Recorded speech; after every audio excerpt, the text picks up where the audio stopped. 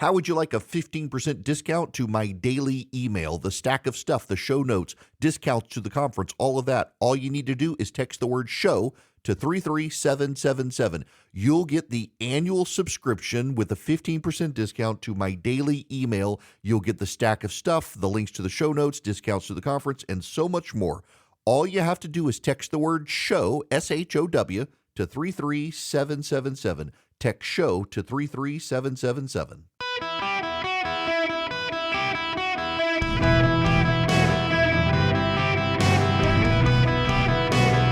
Welcome to the Eric Erickson Show podcast, Hour 1. Hello and welcome. It is Eric Erickson here across the nation. Some breaking news happening right now. The United States Supreme Court streaming the oral arguments in the case against Donald Trump at the ballot in Colorado. That level of controversy. This is Colorado's lawyer arguing their side. Would send this case to the 113 procedure that we use to resolve ballot challenge issues like that.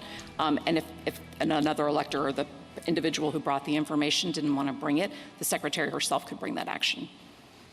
Is there a provision for judicial review of the Secretary of State's action, both in Colorado and perhaps what you know about other states? Well, certainly in Colorado, if any action that the secretary takes that anyone wants to challenge, they can use the 113 process to do so. That's I think a very states have legal varying and technical argument being made specifically by the Colorado Secretary of State's lawyer. The petitioners who actually tried to or are attempting to take Donald Trump off the ballot in Colorado went first after Trump's lawyer. Trump's lawyer before the Supreme Court today was a solid lawyer, made a very compelling argument. What was so notable is he started in kind of an esoteric area, and he dragged the court into a weird area of officers of the United States and then pulled them back to, by the way, Congress has never acted. And Congress acted after the Civil War on the insurrection, and they haven't acted now. And they were given the opportunity to act and chose not to. So why should anybody do anything? And it's like, bam. So then the lawyers for those who petitioned to take Trump off the ballot tried to argue, and it didn't go well at all.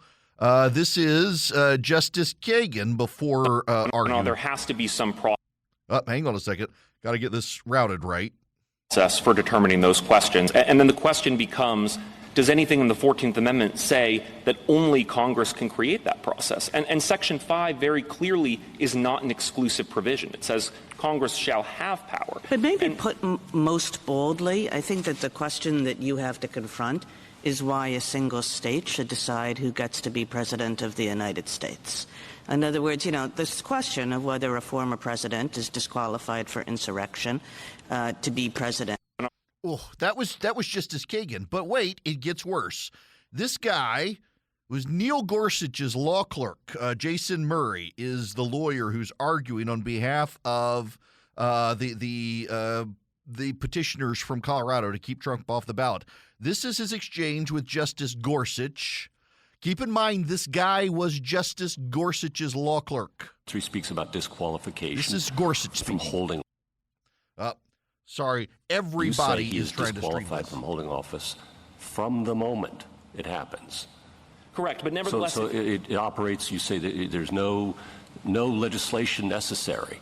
I thought that was the whole theory of your case, and no procedure necessary. It happens automatically. Well, certainly you need a procedure in order to have any remedy to enforce the disqualification, which is different. That's a whole separate question. That's the de facto doctrine. It doesn't work here. Okay, put that aside. He's disqualified from the moment, self-executing, done. And I would think that a person who would receive a direction from that person, the president, former president, in your view, would be free to act as he or she wishes without regard to that individual. I don't think so, because I think, again, the de facto officer doctrine would nevertheless come into play to say this is no de facto. That doesn't work, Mr. Murray, because de facto officer is to ratify the conduct that's done afterwards and insulate it from judicial review. Put that aside. I'm not going to say it again. Put it aside. Okay. I think Justice Alito's asking a very different question, a more pointed one, and more difficult one for you. I understand, but I think it deserves an answer. On your theory, would anything compel a lower official to obey an order from in your view, the former president? I'm imagining a situation where, for example, a former president was, a president was elected and they were 25 and they were ineligible to hold office, but nevertheless they were put into that office. No, we're talking about Section 3. Please don't change the hypothetical, okay? Please don't change the hypothetical. I know I like doing it too, but please don't do it, okay? Well, the point I'm trying to make is he's disqualified from the moment he committed an insurrection, whoever it is, whichever party, that happens. Boom. It happened. What would compel, and I'm not going to say it again, so just try and answer the question. If you don't have an answer, fair enough, we'll move on. What would compel a lower official to obey an order from that individual? Now, the point Gorsuch was getting at in this exchange, and it's the one the guy couldn't answer. He really couldn't answer. And again, John Murray was a law clerk for Justice Gorsuch. They have a pre-existing relationship. He couldn't answer the question. The argument that Colorado is making is that the moment of the insurrection, under the language of the 14th Amendment, Donald Trump is ineligible to serve in office in the United States of America, the specific language of Section 3. No person shall be a senator or representative in Congress or elector of president and vice president or hold any office, civil or military, under the United States or any other state who, having previously taken an oath as a member of Congress or as an officer of the United States or as a member of any state legislature or as any executive or judicial officer of any state to support the Constitution, shall have engaged in insurrection or rebellion against the same or given aid and comfort to the enemies thereof. Congress may remove such a disability. Gorsuch's point is that the way Colorado is arguing this is that it is self-executing. The moment someone engages in an insurrection, they are ineligible to serve as an officer of the United States. And so Gorsuch is saying, well, if you're arguing he committed an insurrection on January 6th, then why was he still president on January 7th? Because your argument is the moment he does this, he's ineligible. So why was he still president of the United States on January 7th if he was ineligible? And the lawyer had no answer for it. He had no answer for it. The other thing, and I told y'all this was an issue. I told you when this was coming up, and people on the left completely dismissed it, and they laughed at me and said, you don't know what you're talking about. Never mind I was a lawyer. Never mind that literally my highest grade in law school was constitutional law. Literally, the highest grade I made in law school. I got such a good grade in that class, it caused people to fail on the curb. Listen to Section 3, no person shall be a senator or representative in Congress or elector of president and vice president or hold any office, civil or military, under the United States. It doesn't list the president there. You would think if they were going to list senator, representative, and elector of president and vice president, it would have listed president and vice president as well. And so the left's argument is, well, hold any office under the United States. That's he's holding the office of president, except there's a problem when you read the Constitution of the United States. In particular, when you read Article 2, the executive power shall be vested in a president of the United States. He shall hold his office during the term of 4 years. Okay? But, what are his powers? What are the powers of the President of the United States? He appoints the officers of the United States. And in Section 4 of Article 2, it says the President, the Vice President, and all civil officers of the United States. And all civil officers of the United States. That civil officers is language reflected in the third section of the 14th Amendment, civil officers. It's mentioned there. But Section 4 of Article 2, which defines the presidency and its powers and how to remove him from office, separates the president from civil officers. The president is not a civil officer under the Constitution. He's the president under Section 4 of Article 2 of the Constitution. And the left totally dismissed that argument, and yet the Supreme Court, including Elena Kagan, is taking very seriously the fact that the president of the United States is distinct. Now, listen, this is, if you think it's just me, this is Ketanji Brown Jackson Joe Biden's appointee to the United States Supreme Court. From rising again in the context of these sort of local elections as opposed to focusing on the presidency? Well, 2 points on that, Justice Jackson. First is that, as I discussed earlier, there isn't the same history of states regulating ballot access at this time. So ballot access rules to restrict presidential candidates wouldn't have existed. They wouldn't have been raised one way or another. Right, but I'm not making a distinction between ballot access and anything else. Understood, but the more broad point I want to make is that what is very clear from the history is that the framers were concerned about charismatic rebels who might rise through the ranks up to and including the presidency of the United States. But then why didn't they put the word president in the very enumerated list in Section 3? The thing that really is troubling to me is I totally understand your argument, but they were listing people that were barred, and president is not there. And so I guess that just makes me worry that maybe they weren't focusing on the president. And, for example, the fact that electors of vice president and president are there suggests that really what they thought was, if we're worried about the charismatic person, we're going to bar insurrectionist electors, and therefore that person is never going to rise.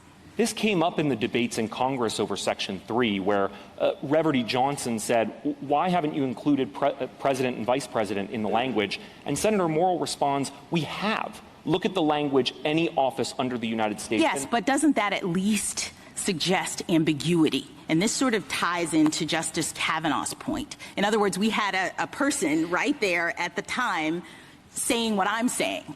The language here doesn't seem to include president. Why is that? And so if there's an ambiguity, why would we construe it to, as Justice Kavanaugh pointed out, against democracy? Well, Reverdy Johnson came back and agreed with that reading. Any office is clear. The Constitution says about 20 times. No, I'm not going to that. So let me just say, so your point is that that there's no ambiguity. With having a list and not having president in it, with having a history that suggests that they were really focused on local concerns in the South, with this. That's Ketanji Brown Jackson, Joe Biden's appointee to the United States Supreme Court. That's brutal. That's brutal. Here's a little more from Justice Gorsuch. That this court has held. You're not contesting.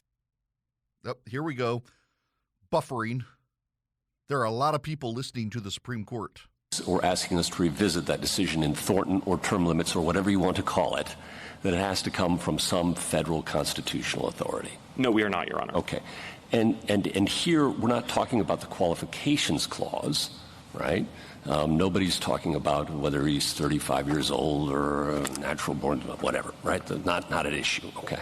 We're talking about something under the 14th Amendment and Section 3. So that's where you have to find your authority, right? We find our authority in Article 2, in states' plenary power to run their elections. Federal election, but this is for a federal office. It has to come from the Constitution, and you're seeking to enforce Section 3. We're suggesting that in their broad power to determine them, to select presidential electors in any manner they see fit, they can take account of Section 3 and apply Section 3. Could they do it without Section 3? Could they disqualify somebody for, on whatever basis they wanted outside of the qualifications clause? That would run into term limits, I think. Yeah, I would think so, right? So it has to come back to Section 3. And if that's true, how does that work, given that Section 3 speaks about holding office, not who may run for office? It was a point Mr. Mitchell was making earlier, and I just wanted to give you a chance to respond to it, because it seems to me that you're asking to enforce in an election context a provision of the Constitution that speaks to holding office. So it's different than the qualifications clause, which is all about who can run and then serve. Yeah. I don't know that it is different. Okay. Other qualifications for office similarly talk about eligibility for the office. There's nothing unconstitutional about a 30-year-old trying to get on the ballot. Except for this disability can be removed, right? It's brutal. And again, the distinction there, if you missed it, is we're not talking about qualifications for running for office. We're talking about who can hold the office. Running for office and holding the office are two separate things. Now, I got to see if I can find the audio, and I'm not sure I can, but let me read for you again. No person shall be hold any office of the United States who shall have engaged in insurrection or rebellion against the same or given aid or comfort to the enemies thereof. Justice Samuel Alito asked the lawyer for the state of Colorado, would that then allow states to preclude someone from the ballot if they had given money to Iran? He actually asked that. And the lawyer for the state of Colorado stammered without an answer. Perhaps the most relevant portion today in the Supreme Court, the argument's now put to bed, the court is now rested from the arguments, is the section of the 14th Amendment that I haven't read to you, that has come up repeatedly in court today in ways progressives on Twitter and television said never would, and that is Section 5 of the 14th Amendment. And I quote, "The Congress shall have the power to enforce by appropriate legislation the provisions of this article." The Chief Justice of the United States, John Roberts, asked the attorney for Colorado, the 14th Amendment was designed to take powers from the states, not to make the states more powerful, and gave the Congress the power to enforce by appropriate legislation the amendment, not the states. Doesn't the argument of Colorado take power away from the federal government under the 14th Amendment, where the drafters of the 14th intended to take power from the states and give to the federal government? And his position is that, well, the states still control ballot access for the United States. And John Roberts replies, but the president of the United States is not on the ballot. Electors for the presidency are. And the Colorado lawyer had no answer to that question. And I told you people, that would be a big deal. And every law professor in America laughed at me for saying it, and I was right. Huge issue for Ketanji Brown Jackson, for Elena Kagan, even for Sonia Sotomayor today. The president never runs for office in the United States. Now, if you listen to Americans for Prosperity, you would understand this because they've been on the President Trump's side on this case because the Constitution matters and the actual legitimate interpretation of the Constitution matters. And the legitimate interpretation of the Constitution is that there is no power to strip him from the ballot. And Americans for Prosperity has been fighting on the right side of these issues. They've been fighting for school choice. They've been fighting against Joe Biden and his energy policies and Bidenomics. They've been fighting for limited government. They've been fighting for constitutional integrity in the country. You should join them, americansforprosperity.org/Eric. If you go to americansforprosperity.org/Eric, you can sign up to be a constitutional conservative activist for Americans for Prosperity. They train you how to go to your next door neighbor and make a persuasive case for conservatism, how to go to your local government, your state government to advance freedom in this country. Americansforprosperity.org/ERICK. Go sign up with them today. Greetings and welcome. It is Eric Erickson here across the United States of America. The phone number, 877-973-7425. Importantly, I have put relevant clips of the justices' arguments that I played on air today with explanations of what happened inside the show notes. So we delayed pushing it out so that we could wrap up some of the argument of the Supreme Court. If you want to hear those arguments and you want to get my further detailed explanation of it, if you text the word data to 33777, you can get my show notes and hear those clips yourself that I played on air, among other things. And as always, get the podcast and the like. I want to actually spend a little bit of time on a relevant point here. I'm recording myself. I'm at my flagship station today, WSB in Atlanta, in studio, and don't have my whole camera set up. So I pulled out my iPhone and tripod because I want to be able to get a video out to subscribers to the email of this monologue, because it's important that you hear this and process it. This is really important, I think.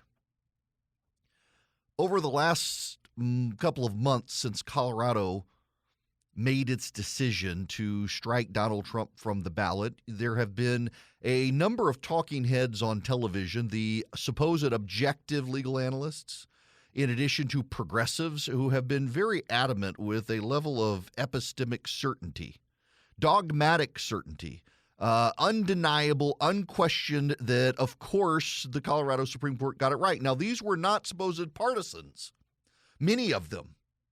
In fact, there are a lot of law professors out there having meltdowns today. One of the most hilarious meltdowns today, but by any law professor, is one in Georgia who referred on social media to Sam Alito as an a-hole for pointing out to Colorado's lawyer that he's not answering the question. That's not unhelpful. Professor Siegel, a Georgia State professor, who is he doesn't like the conservative bent of the Supreme Court, and he had a meltdown on social media over this line of questioning that included Ketanji Brown Jackson and Elena Kagan not being down with Colorado's position. And what you need to understand here is that this was laughably obvious to anyone not broken or poisoned by their partisanship that this was going to happen. The idea that the state of Colorado could take the president of the United States off the ballot when, in fact, presidents of the United States don't even run for office under the Constitution of the United States like anyone else. I mean, the Supreme Court took that argument seriously in a way that liberal professors said they wouldn't. In fact, when I made the argument on social media and on this radio program, liberal professors scoffed. That's just not a sensical argument. That's nonsensical. No. The argument's very simple. The president of the United States never is on the ballot in the United States of America. He's chosen by an electoral college. When you vote for the president of the United States on your ballot, you're actually voting for the electors of the presidency and the vice presidency. And the 14th Amendment precludes those people. Never says president and vice president. That's Ketanji Brown Jackson's point. It lists senators, it lists representatives, it lists the electors of president and vice president, but the amendment never lists president and vice president. And if there is ambiguity, shouldn't we side with democracy? In fact, the way she specifically answered or raised the question was, shouldn't ambiguity be decided in favor of democracy? If there's ambiguity, why should we construe it against democracy? That's what Ketanji Brown Jackson asked. And that was my point. And I got laughed at by law professors around the country. But the other point that I made that the justices took very seriously, including Amy Coney Barrett at the end of the argument today, is the president an officer under the 14th Amendment? Why? Because the office of the presidency does not list the president as an officer. When you look at the impeachment provision in Section 4 of Article 2, it lists the president, the vice president, and the officers of the United States. A clear distinction between the president and the officers of the United States. Another thing I raised on this program that I got mocked by progressives on social media and liberal law professors that, oh, you're clearly out of your league. This is why you hadn't practiced law in so long. Guess what? I got it right and you all got it wrong. And there is a larger issue here. Think of all the poor fools who listen to Michael Ludig on Morning Joe on MSNBC. A federal judge, a Republican judge, a conservative judge who insisted that Trump is ineligible under the 14th Amendment. He wrote columns of the Washington Post. He went on CNN. He went on MSNBC. And they used his credentials as a Republican judge who George W. Bush considered for the Supreme Court. By the way, George W. Bush rejected putting Michael Ludig on the Supreme Court for exactly what you're seeing, Ludig's arrogance and certainty, even when he's wrong. That's why George W. Bush rejected Ludig. Ludig was one of the people George W. Bush vetted for the Supreme Court, and he didn't like him. He found him arrogant. And yet this is the guy who's been on television, clips of him have been played on your radio news, and it's not just him. Look at this liberal law professor in Georgia melting down, other law professors around the country melting down.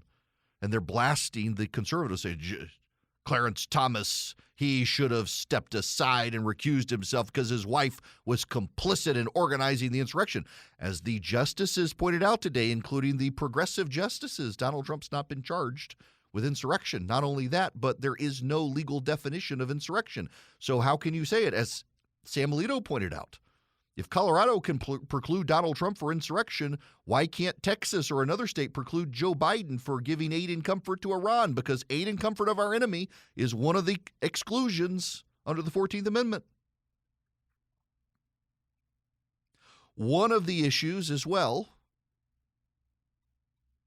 is from Neil Gorsuch to his own former law clerk arguing on behalf of people in Colorado.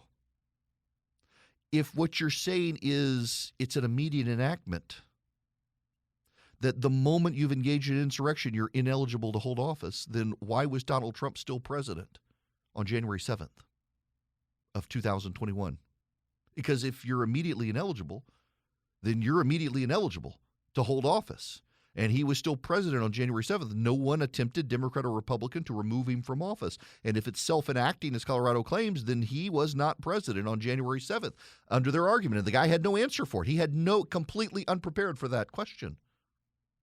And that one gives away the game, because the left's argument is that he was immediately, the moment the insurrection happened, what they claim is an insurrection happened, Donald Trump is ineligible to be president. If that's the case, then he was no longer president on the end of the day, January 6, 2021, and yet none of them made the argument then. Think of all the talking heads on television. Think of all the talking heads on television who insisted that Trump would be ineligible. Michael Ludig was on MSNBC this morning making that case. Think of all the liberal law professors who insisted this would be the case. Now, think of all the students who are being taught by those professors.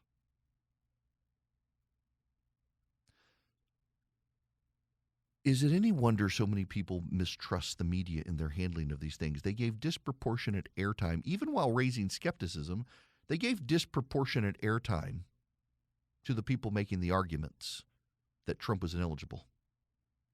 Progressives themselves around the country convinced themselves they had a silver bullet. And this is part of the reason why no one seems ever able to defeat Donald Trump, because they always look for silver bullets. They want that one easy thing to stop Donald Trump.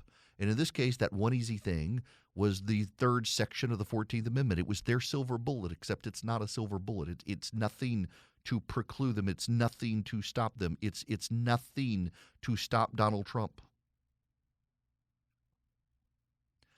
It's been remarkable to behold. And by the way, I should note there were some conservative anti-Trump law professors who doubled down with the progressives. It wasn't just on the progressive side. There were anti-Trump law professors, I guess you could say, more than progressive professors, to be fair. And they all went down this rabbit hole that this was their silver bullet. Everyone seems to be remarkably surprised that Donald Trump keeps winning. Now, Trump candidates tend to lose. Look at 2018, 2020, 2022, 2023. Trump himself, they come after him, and he beats them. He beats them because they don't want to do the hard work of defeating Donald Trump. They want the silver bullet. It's easy to find that one thing. Conservatives for years wanted that one thing to defeat Obamacare, and it was render it no longer a tax and it would be defeated. And so they did that, and the Supreme Court still upheld it for other reasons. Stop trying to find the silver bullet. Stop trying to find the silver bullet. But more importantly, stop letting your partisanship define how you see the world. And this is a lesson for every one of us. Professors who hate Donald Trump on the left and the right advanced this Colorado argument and insisted it was a good argument and insisted it was a winning argument. And today at the United States Supreme Court, even the progressive justices of the United States Supreme Court destroyed that argument. Ketanji Brown Jackson crushed the argument. Elena Kagan crushed the argument. Even Sonia Sotomayor, who started out seemingly on the side of Colorado, by the end of it was openly questioning the sanity of Colorado's position. And yet so many law professors who hate Donald Trump and so many talking heads who hate Donald Trump insisted that this argument was the argument, insisted it was a sound argument, insisted they had the power to do this. And they went on television and they went into the editorial pages of the newspapers. They went into their classrooms telling their students with epistemic certainty that, in fact, Colorado could do this. And you know, if it was just the conservative justices, they could say, well, this is all partisanship. And look at how partisan the Supreme Court has become. This could very well be a 9-0 or 8-1 decision by the Supreme Court. It could be a per curiam decision by the United States Supreme Court, where they don't even sign their name to it. They just say, nope. But you wouldn't know that by the coverage. You wouldn't know that by the lessons learned. You wouldn't know that by the certainty of the law professors. In fact, the biggest, most striking revelation from the United States Supreme Court today is just how out of touch law professors are with the actual judicial system of the United States. Left, right, and center, anti-Trump law professors, just how out of touch they are. Just how out of touch they are with the wording and meaning and understanding of the Constitution. They have allowed their brokenness and their partisanship to shape their views on the Constitution, and even the liberals on the United States Supreme Court have today rejected them. Now, I say that today. We haven't gotten the written decision, but you could tell from the arguments. When Elena Kagan and Ketanji Brown Jackson are openly contemptuous of Colorado's position in oral arguments, you know where they're headed. And you would never know that by listening to the law professors. So maybe those of you in charge of law schools, maybe those of you in charge of talking heads coming on television, maybe you should do a better job at vetting the brokenness and partisanship of the talking heads and the professors you allow to give voice to what is and is not in the Constitution and how it functions, because you've all deeply deluded and misled a whole lot of people who are going to be really surprised when they should never have been surprised that the Supreme Court of the United States says, no, Colorado, you cannot unilaterally take Donald Trump off the ballot because guess what? The President of the United States doesn't even run for office the way other people do with ballot access. Nonsensical. Now, we can move on here. Speaking of brokenness, a lot of banks in this country have been bought by progressives who want to get conservatives out of the banks and control how you run and how you spend money and what you can and can't use your bank account for. Old Glory Bank fills the void. Old Glory Bank is my bank. They're a conservative bank run out of Oklahoma. It's an online bank, and they've partnered with 85,000 retail locations around the country where you can go deposit money at these retail locations and it gets into your bank account. It works. I've used it. It works. The CVS by my house is one of them, and it really works. I can go take money for my kids' accounts as well, give it to the local retail cashier, and it gets sent to Old Glory Bank and into their account. And my kids who get paid a lot of cash for like babysitting and stuff, it works great for them. And there are no fees on the checking account, no fees on the savings account with a great interest rate. You can get loans, FHA, conventional, VA, you name it. You can get loans for mortgages. You can get whatever you need from Old Glory Bank. It's a great bank. It's my bank. You can get an account set up in less than 8 minutes online. OldGloryBank.com. OldGloryBank.com. It is my bank. OldGloryBank.com. Terms and conditions apply. Member FDIC. Equal housing lender. This hour of the program brought to you by First Liberty Building and Loan. They are in Noonan, Georgia, and you shouldn't let that discourage you if you're in Kalispell, Montana, or Salem, Oregon, or anywhere else, because they help businesses nationwide. So First Liberty Building and Loan has been helping businesses grow since the 90s. The Frost family's still in charge. They're going to stay in charge. You can develop a long-term lending relationship with First Liberty Building and Loan that you probably can't get at another bank where people shift around a lot. This family has been helping businesses grow. They want to help your business grow. If you're buying a building, buying a franchise, deals like that, reach out to them. First Liberty Building and Loan. They make their own lending decisions, and they know how to help businesses grow. It's FirstLibertyGA.com. FirstLibertyGA.com. Reach out to them. Tell them I sent you. Spend 10 minutes with them. See if they can help you and be a part of your long-term relationship for lending. I want to play you this audio. This is from, again, I mentioned Judge Michael Ludig. He was on Morning Joe this morning, and this was some of what he said. This is precisely the insurrection that disqualifies one under Section 3 of the 14th Amendment. So you're right. That is the only legal issue. but there's such massive political consequences that although the Supreme Court ought not consider those, undoubtedly they will consider them. But the Constitution requires the disqualification of the former president. Not according to Elena Kagan. Not according to Justice Ketanji Brown Jackson, appointed by Joe Biden. Not according to them. With epistemic certainty, he insisted this was an insurrection, though Trump has never been charged with one, and that it was obvious under the plain meaning of the Constitution that he should be disqualified from office. And he can't answer the same question that Colorado's attorney couldn't answer. If it is self-enforcing and immediate, then how is Donald Trump still president on January 7th, 2021? He had no answer for it. Of course, he was never asked, but that's it. The brokenness of these people when it comes to these things. And listen to another commentator on MSNBC. I mean, my view is a little bit in between those in the sense that I'm not a lawyer, but I think the legal case that he's in violation of these things is very strong. But I am sympathetic to the view that this is the wrong way to beat Trump for a couple reasons. Number one, you and I were just talking about this in the hallway. I think there has been since 2015 a fantasy of getting rid of Trump through the kind of investigations and inquests and criminal proceedings and this and that. And it is now 9 years on, and none of those have actually shown the ability to protect American democracy from him. So 9 years is a pretty long time to wait for our institutions to save us. They may not save us just as a matter of timing. Yeah, they may not save us and our democracy from Trump. Apparently, the left's fallback position is that democracy is bad for democracy, that we should just let them decide who can be president. Y'all, Donald Trump is not president of the United States right now. Joe Biden won. He is president of the United States. Whether you like it or not, whether you believe he stole it or not, he's president.